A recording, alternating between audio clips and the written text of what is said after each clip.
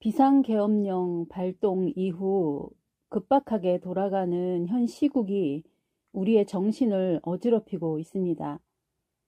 무슨 급변 사태가 생기는 게 아닌가 싶기도 하고, 각자 지지하는 정치 성향에 따라, 나날이 바뀌는 정세에 따라 희비가 엇갈리는 혼동이 연속되다 보면 정신적인 오르내림에 롤러코스터를 탄 듯 힘겨워하는 분들도 있으실 겁니다.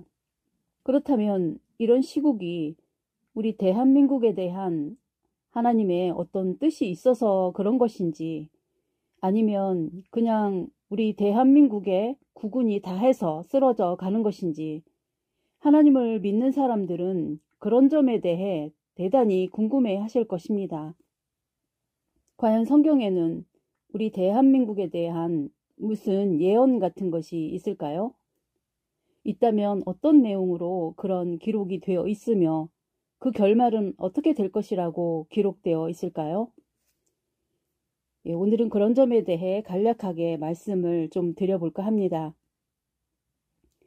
먼저 단도직입적으로 말씀드리자면, 우리 대한민국은 믿어지실지 모르겠지만 하나님께서도 가장 중요하게 여기시는 곳이고 사단 마귀도 가장 탐내는 곳이라는 사실입니다. 이는 마치 하나님께서 세우신 에덴 동산을 하나님은 당연히 얼마나 사랑스럽게 여기시고 아끼셨겠습니까? 그런데 그 에덴 동산을 사단도 탐이 나서 그것을 빼앗으려고 뱀이라는 스파이를 침투시켜 유혹에 덫을 놓고 결국은 아담과 하와를 꼬셔서 에덴 동산을 탈취하게 된 것과 같다 하겠습니다. 왠지 이런 형국이 지금의 대한민국이 처한 분위기와 참으로 닮아 있다는 생각이 들고 있습니다.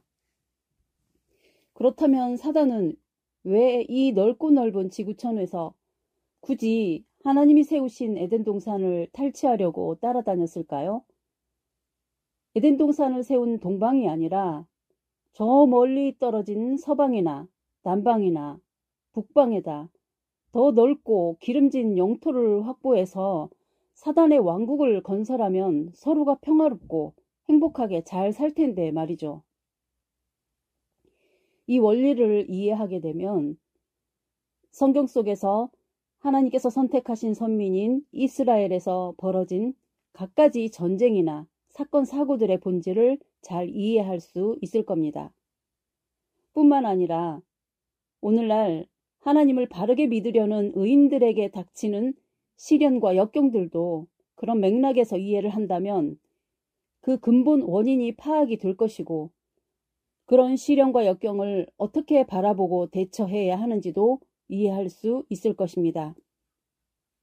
자, 서로는 이 정도로 해놓고 과연 이 대한민국에 대한 하나님의 무슨 뜻이 있는지에 대한 성경 말씀의 기록들을 살펴보고, 그런 배경 하에서 오늘날 우리 앞에 펼쳐지는 대한민국의 혼란을 바라보는 안목을 길러가 보도록 하겠습니다. 저희 계시록 영상 제3강에서 왜 아시아 7교회에게만 편지하셨나라는 영상에서 한번 설명을 드려 놓은 것이 있으니 그 영상을 들어보시는 것이 큰 도움이 되실 것입니다. 구약성경 이사야 41장이나 여러 곳에 동방, 땅끝, 해돋는 곳에서 말세의 역사가 일어날 것이라는 예언의 말씀은 이미 많이 들어보신 내용일 것입니다. 물론 그런 말씀들을 들어보기는 했지만 별로 중요하게 생각하지 않고 넘기는 분들이 많으시겠지만 말입니다.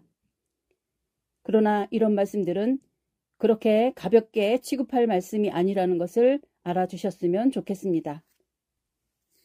그것을 이해를 하셔야 이 마지막 계시록의 사건의 주 무대가 대한민국이라는 것을 알게 되고, 그것을 이해를 해야 왜 이 대한민국에 이 짧은 시간에 엄청난 격동의 역사가 있었는지를 이해할 수 있을 것입니다.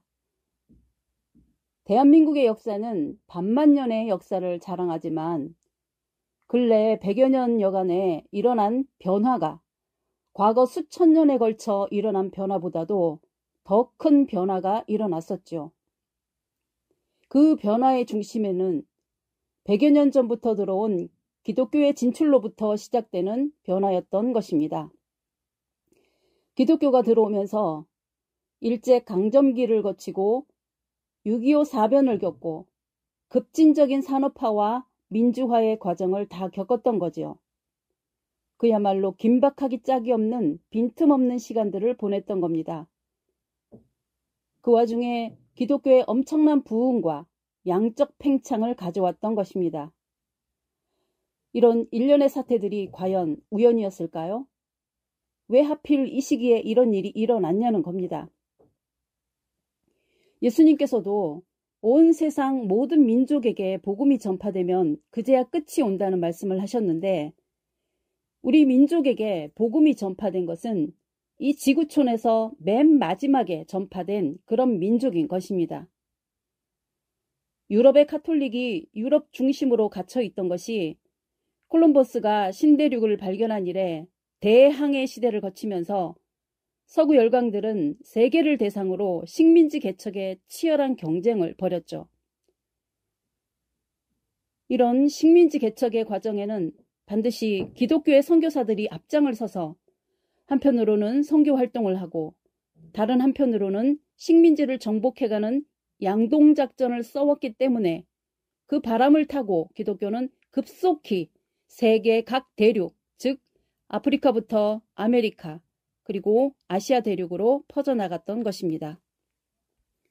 심지어 우리 이웃인 일본은 우리가 알고 겪은 임진왜란 때에 이미 기독교가 일본에 엄청 자리 잡고 있었고, 선교사를 가장한 무기상들이 충동질하여 조선 침탈의 앞잡이가 되어 우리 조선을 공격했을 정도였던 것입니다. 그래서 일본의 군대 중에는 아예 십자가 깃발을 앞세우고 진출하기도 했을 정도였던 것입니다. 이런 사실을 우리 한국 사람들은 잘 모르고 있는 사람이 아주 많지만 말입니다. 그런 일이 있었음에도 우리 민족에게는 전혀 기독교의 선교가 진행되지 않았던 겁니다. 심지어 우리 위쪽으로는 몽골에까지 얼마나 일찍 기독교가 들어왔는지 모릅니다. 몽골의 위대한 영웅이라 그러면 누가 생각이 나십니까? 당연히 징기스칸이 떠오르시죠. 징기스칸의 시대는 몇 년도인지 아십니까? 징기스칸의 시대는 임진왜란의 시기보다도 200년 정도가 앞서는데, 그때가 1200년대 전후가 되는 시기인 것입니다. 여러분들, 징기스칸을 주인공으로 다룬 드라마 중에 보시면 징기스칸과 경쟁하던 이후 부족들 가운데는 이미 부족 전체가 기독교 복음을 받아들이고 왕으로부터 모든 백성들에 이르기까지 아주 신앙심 깊은 공동체를 이룬 부족이 나타나는 걸 볼 수가 있습니다. 그러니 우리의 이웃인 일본이나 몽골 같은 데도 이미 수백 년 전에 복음이 전파되었지만 유독 우리 민족에게는 복음이 들어오지 않았던 겁니다. 그러다가 조선 말기부터 본격적으로 복음이 전파되면서 알다시피 일제강점기 때까지만 해도 평양을 동방의 예루살렘이라 할 정도로 복음 역사가 폭발적으로 일어났지요. 그러다가 해방 이후 6.25 사변을 겪고 나서 산업화와 민주화가 진행되면서 제2의 부흥기를 거치며 지금의 기독교 교세를 이루게 된 것이죠. 세상의 모든 민족 중에 제일로 마지막에 우리 대한민국에 복음이 전파되면서 세상 끝의 징조는 서서히 시작된 것이었던 겁니다. 아시아, 동방, 땅끝이 하나님의 계획의 종착지이고 또 그곳이 최종 목적지였던 것입니다.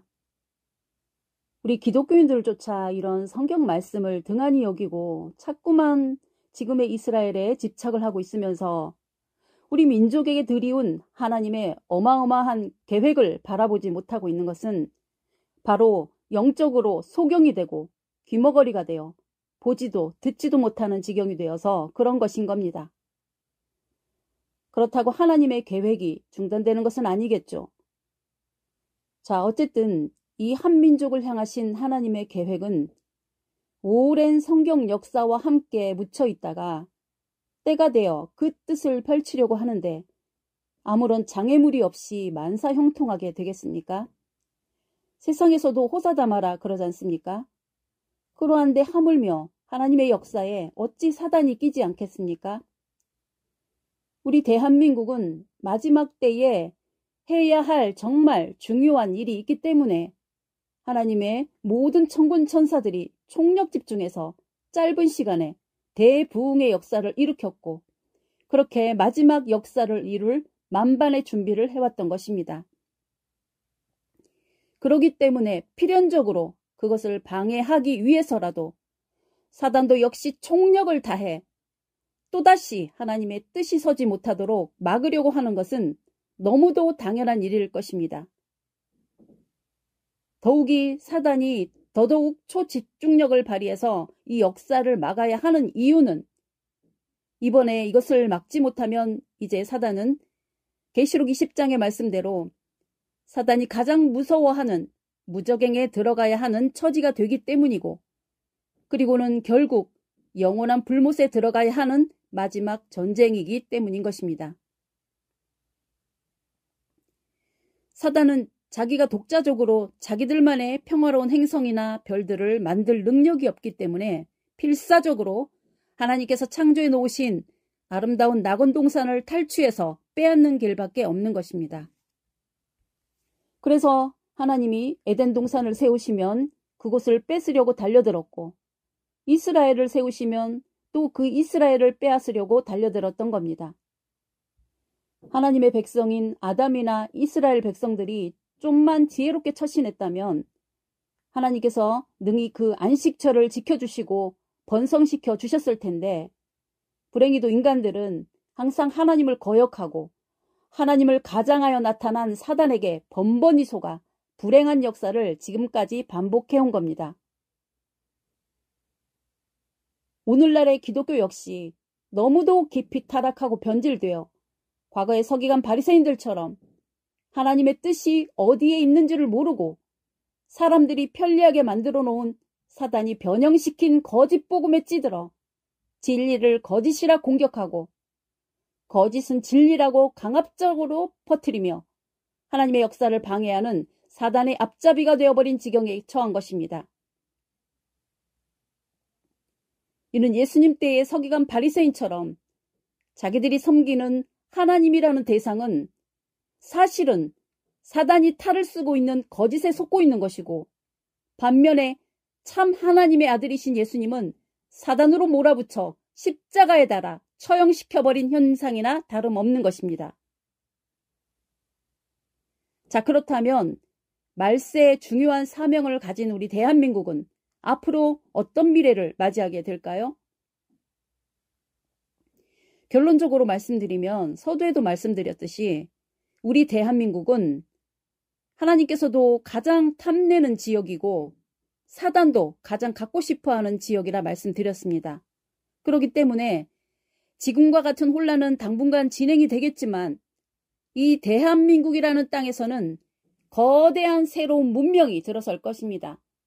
과거에 유럽이 누리고 미국이 누리던 그런 경제적, 정치적, 군사적인 위용을 자랑하며 대번영의 역사가 일어날 것입니다.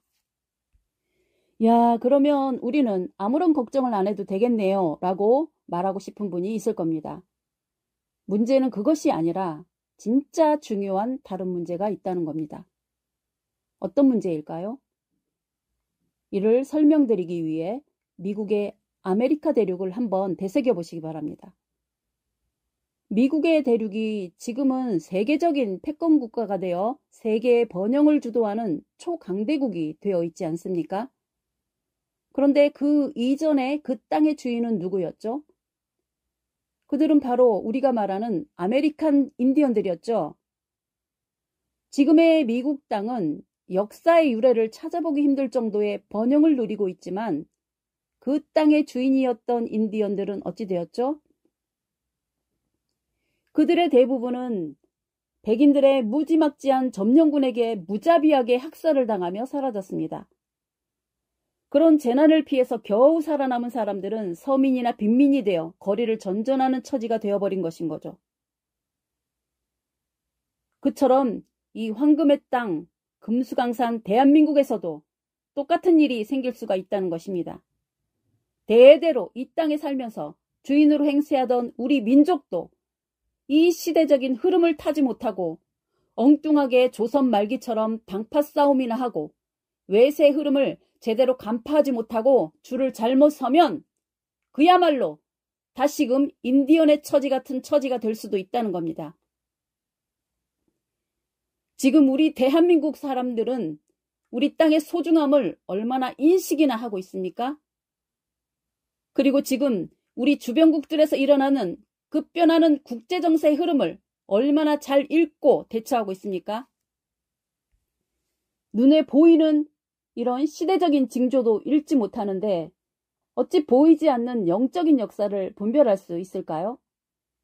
한국 교회도 그렇고 정치판도 그렇고 우리 국민들의 정서도 그렇고 이런 시대적 흐름을 읽어내기는 고사하고 서로 진흙탕에서 개들이 싸움하듯 서로 물고 뜯기에 여념이 없지 않습니까? 이런 현상은 구한말의 조선의 운명과 같은 꼴이고 아메리카 인디언에 처한 운명과 같은 꼴인 겁니다.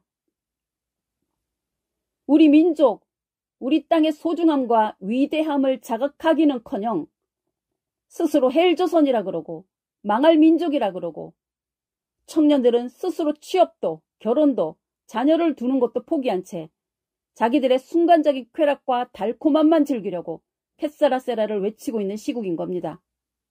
이런 사태를 혹자는 민족의 자살 행위를 한다고도 할 지경인 거죠. 출산율 꼴찌에 자살률 1위인 대한민국은 이대로 가만두어도 스스로 소수민족으로 전락하고 말 위기에 놓여 있고 그 빈자리에는 외국인들이 점차 자리를 잡고 터줏대감 노릇을 하고 있는 현실이니 이런 우리를 누가 지켜주고 보호해 주려고 할까요? 이 대한민국 금수강산에서 우리 대한민국은 우리 민족은 인디언들처럼 다 쓸려나가고 머리 노란 코쟁이들이 다 차지하게 되겠죠. 그때는 정말 우리 스스로 외쳐대던 헬조선이 이루어져 있게 될 것입니다. 여러분들, 미국의 신임 대통령 트럼프가 북한 땅을 얼마나 탐내고 있는지 아시죠? 말로는 경치 좋은 바닷가에 멋진 리조트를 지어 엄청난 관광지를 개발하고 싶다고 말하기도 하지 않았습니까? 그런 말들 속에는 북한만을 탐낸다는 말이 아닌 겁니다. 사실은 북한 땅 넘어 더 넓은 만주 땅의 광활함을 탐내고 있고 자원의 보고인 시베리아 벌판을 탐내고 있는 겁니다. 이런 거대한 작전이 얼마나 치열하게 진행되고 있는지 아십니까? 그런 작전의 일환으로 그 프로젝트에 방해되는 러시아를 지금 러시아와 우크라이나 전쟁을 일으켜 그 속에서 러시아의 힘을 쏙 빼놓고 있는 것이고 또 만주벌판을 장악하고 있는 중국의 기운을 빼버리려고 온갖 무역 제재를 총동원하여 중국의 돈줄을 말리려고 시도를 하고 있는 겁니다. 필요하면 언제든지 대만과의 전쟁도 일으켜 러시아처럼 국력을 완전히 바닥내 버릴 수도 있겠죠. 러시아도 중국도 반항할 수 없도록 만드는 저 거대한 세력들을 어떻게 가냘프기 짝이 없는 우리 한민족이 그런 세력들의 공격을 방어할 수 있겠습니까? 지금 우리나라 정치판에서 벌어지는 좌파와 우파의 전쟁은 그냥 지나가는 어부 앞에서 싸움질에 정신 빠진 개들이나 같은 꼴인 거죠. 여러분들 어부질이라는 말 아시죠? 그러면 이런 시국에 우리는 어떻게 처신해야 옳을까요? 이런 때를 대비해서 지혜로운 지침을 남겨주신 말씀이 있는데 그 말씀이 오늘 제목으로 던진 예레미야의 말씀인 것입니다. 그러면 예레미야의 가르침을 알아보아야 하겠죠. 예레미야 선지자의 시대는 이스라엘이 바벨론으로부터 침공을 받아 바람 앞에 등불처럼 국가의 운명이 간당간당한 시기였던 것입니다. 그때 예레미야는 이스라엘에게 어떻게 대비하라고 했습니까? 성경에서는 다른 전쟁들에서는 절대 이방 나라들의 침공에 굴하지 말고 하나님을 믿는 믿음으로 대적하여 물리치라고 요구하지 않았습니까? 대표적인 전쟁이 히스기야 왕 때의 아수르와의 전쟁이었죠. 그런데 유독 바벨론의 공격에 대해서만큼은 정반대로 가르치는 겁니다. 침공해 오는 바벨론에게 절대 대항하지 말고 저 무지막지한 이방 나라인 바벨론에게 항복하고 순순히 성문을 열어주고 화합의 길을 도모하라고 말합니다. 그러니 예레미야는 이스라엘 백성들에게 매국노라고 비난받으며 온갖 핍박과 멸시를 받지 않았습니까? 그러나 예레미야는 결코 굽히지 않고 하나님의 메시지를 담대히 전했던 것입니다. 그러나 이스라엘의 지도자들은 번번이 예레미야의 충고를 외면하고 반대로 애굽의 도움을 구하며 바벨론에게 적대 행위를 반복하다가 결국은 처참한 국가적인 종말을 맞게 된 것이었던 겁니다. 이런 점들이 성경의 어려운 점인 것입니다. 평소에는 항상 이방 민족에게 굴욕을 당하지 말고 담대히 맞서 싸우라고 가르치다가 유독 이 바벨론의 침략에 대해서만 항복을 하라고 하니 보통의 사람들에게는 예레미야가 바벨론과 야합한 사이비 선지자라고 볼 수밖에 없었던 것입니다. 이 사건이 오늘 대한민국의 시국과 무슨 관계가 있다고 이렇게 길게 설명하십니까? 라고 반문하실 분들이 있으실 겁니다.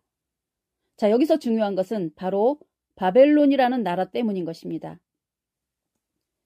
종말의 예언을 담고 있는 계시록에는 바벨론이라는 이름이 여러 차례 나옵니다. 예레미야 때의 바벨론과 계시록의 바벨론은 상당히 중요한 연관성이 있는 것입니다. 예레미야 50장 23절에서 24절에서는 바벨론을 세계의 망치라고 표현을 하고 있고 그 망치가 부러졌다고도 하십니다. 그러면서 하시는 말씀이 바벨론을 잡으려고 올무를 놓았는데 그 올무에 걸려들었다는 말씀이 나오는 것입니다. 하나님은 이 바벨론이라는 나라를 통해 뭔가 거대한 프로젝트를 진행하고 계시다는 것이고 그것은 단지 예레미야 시대에 침공해온 바벨론에 대한 이야기만이 아니라 계시록에서 말하는 종말의 역사를 이루는 데 필요한 적그리스도들에 대한 예언적인 암시를 담고 있는 것이라서 그런 것입니다. 이 시간에 많은 이야기를 다 할 수는 없는 내용이지만 지금 우리나라에서 펼쳐지는 이 혼란의 이면에는 거대한 영적인 전쟁이 담겨 있는 중요한 전쟁이라는 말인 것입니다. 예레미야 시대에는 직접적으로 침공해오는 바벨론이라는 강대국이 있고 배후에는 애굽이라는 강대국이 또 놓여 있었던 것입니다. 이런 상황에서 예레미야는 바벨론에 항복하라고 하나님의 메시지를 전하고 있고 이스라엘의 지도자들은 반대로 애굽의 도움을 받으면 능히 바벨론을 대적할 수 있을 것이라고 항변하고 있는 것입니다. 그러나 하나님은 애굽을 무너지게 할 것이고 바벨론이 예루살렘을 점령할 것이라고 하십니다. 여기에는 더 복잡한 이야기가 있지만 이것은 단지 그 당시의 사건만을 말하려고 한 것이 아니라 계시록의 종말 시대에 나타날 일의 예표적인 사건이기도 한 것입니다. 지금 우리나라 주변에는 두 개의 강대국이 버티고 있습니다. 하나는 미국이고 하나는 중국이죠. 분명한 것은 이 중에 하나는 애굽 역할이고 하나는 바벨론의 역할인 것입니다. 둘 다 분명히 이방 민족인 것입니다.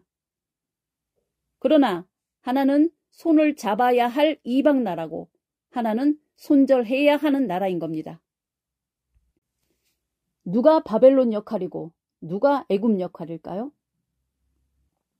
성경으로 보자면 이스라엘이 애굽의 도움을 받기 위해 손을 잡는 순간 애굽과 함께 같이 망한다는 것이고 바벨론에게 도움을 구하면 굴욕적이긴 하지만 나라가 파멸에까지 이르지는 않고 때가 되면 다시 영광스러운 나라로 회복시켜 줄 것이라고 하는 것입니다.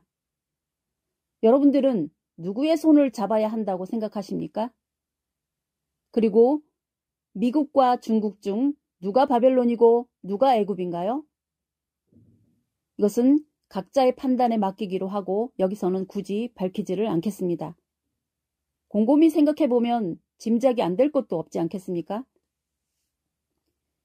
지금 우리나라의 정치판에서 벌어지는 좌파 우파의 배후에는 바로 이 강대국이 버티고 있고 서로가 옳다고 생각하는 국가와 손을 잡으려고 이전 투구를 하고 있는 것입니다. 여기서 잘못된 선택을 하면 어찌 될까요? 결국 우리나라는 거대한 새로운 문명의 중심지가 되는 건 사실이지만 치명적인 파멸을 겪고서 죽을 고생을 하고 나서 맞이할 것이냐, 아니면 조금 굴욕스럽더라도 그 흐름을 잘 타고 그 시기만 잘 견딘 후에 건재한 상태에서 그 문명의 주인공이 될 것이냐가 달린 것이라 할 수 있겠습니다. 지금 우리는 약소국이기 때문에 이런 선택을 할 수밖에 없는 것이고 그것이 이 시대 우리 민족이 처한 운명인 것입니다. 그렇지만 오히려 그 흐름을 활용하여 생존 전략을 펼쳐서 하나님의 때를 기다리며 조용히 무장을 해가야 하는 때인 것입니다. 바벨론의 세계 통치는 피할 수 없는 현실입니다. 이는 곧 대부분의 기독교인들이 말하는 바로 그 적그리스도의 세력인 거죠. 그 바벨론이 결국은 우리나라까지 점령을 하게 될 것입니다. 여기서 점령이라고 한다고 해서 옛날에 일제강점기 같은 그런 상태를 말하려는 건 아닙니다만 어떤 형태로든 비슷하게 엮이게 된다는 거죠. 그러나 그들과 굳이 적대적으로 반항하고 싸우려고 하면 안 된다는 것이고 오히려 그들에게 스며들어 그들과 화합하는 가운데 지혜롭게만 처신하면 요셉과 다니엘 같은 지도자가 될 수도 있다는 것입니다. 다니엘이나 요셉은 애국과 바벨론이라는 거대 이방 제국이 다스리는 가운데서도 그 속에서 하나님의 정신을 지키고 지혜를 잘 무장해서 오히려 그런 이방의 제국을 총 한 번 쏘지 않고 너무도 손쉽게 역으로 정복할 수도 있는 길이 있다는 것을 보여준 인물들인 겁니다. 이 영상에서 많은 것을 다 말할 수는 없지만 분명한 것은 말세의 재림 역사는 결코 노아 때와 같은 홍수의 사건도 아니고 핵전쟁으로 지구촌이 불바다가 되는 것도 아닙니다. 그렇다고 들림받고 휴거되는 일도 없습니다. 계시록이 말하는 바벨론은 일정 부분 세계를 정복하고 통치하는 모양을 띠게 되어 있는 것이니 그것 자체를 부정하거나 반항할 필요가 없다는 것이고 우리는 단지 그 틈새에서 우리의 방주를 만들어 안식처로 삼으며 인디언들처럼 비참한 처지로 밀려나지 않도록 준비하는 것이 이 시대에 대한민국에서 살아가는 하나님의 선민들이 대처해야 할 하나님의 지혜라는 것입니다. 말세의 시대는 엄청난 위기임과 동시에 거대한 기회가 주어지는 시대인 것입니다. 하나님의 말씀으로 돌아가시고 하나님의 말씀을 알아들을 수 있는 귀를 준비하시기 바랍니다. 말씀 속에는 어떤 시대든 어떤 환경에서든 그 환경을 딛고 일어설 수 있는 비책이 다 들어있는 생명의 책인 것입니다. 복 있는 사람은 율법을 즐거워하고 그 율법을 주야로 묵상하는 자요. 그런 사람들은 시냇가에 심어진 나무처럼 그 잎사귀가 마르는 일이 없고 하는 일이 다 형통할 것이라는 이 말씀의 진가를 받아들이시기를 바랍니다. 감사합니다.